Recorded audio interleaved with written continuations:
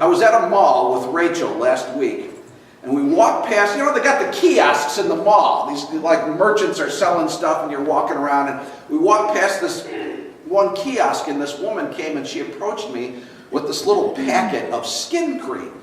And she said, would you like a free sample? And I, no, that's okay. You know, you just kind of keep going. And she said, I could give you a treatment right now. It'd take you less than 5 minutes, less than 5, and you'd see a visible difference. You would see it. You would look younger. And I just kept laughing like, thanks, I don't really, but thank you. And she kept walking with us. She's like, the mall was empty. They're desperate in there. Don't go to a mall these days, by the way. Don't even go.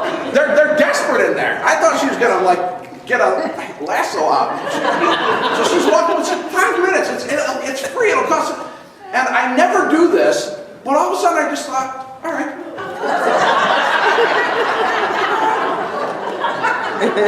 Let's go. You make it. Everybody thinks I'm about 103 years old anyhow. You make me look younger. Right. Let's do this. Let's go. I got a little time. So this will be good. This will be good. So she had her little kiosk, and she had a couple chairs set up over there. It looked very clinical. These like chrome things and lights and mirrors and dancing monkeys. And I thought, all right.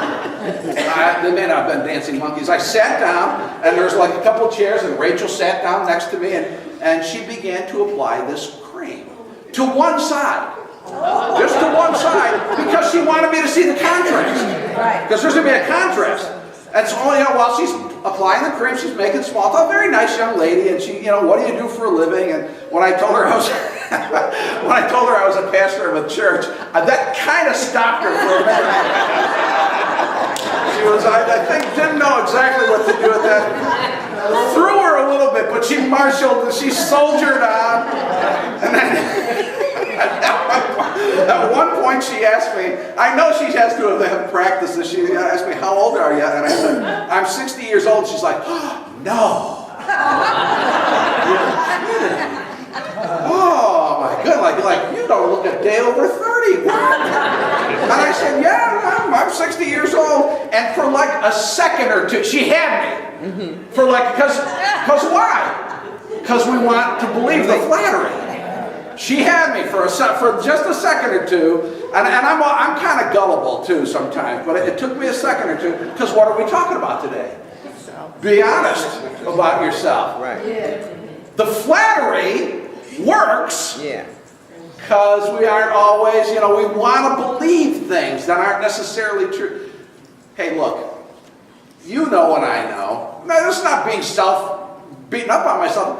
I look like I'm about my age. I'm about 60. I'm 60 years old. And she knew that too, but she's trying to be nice.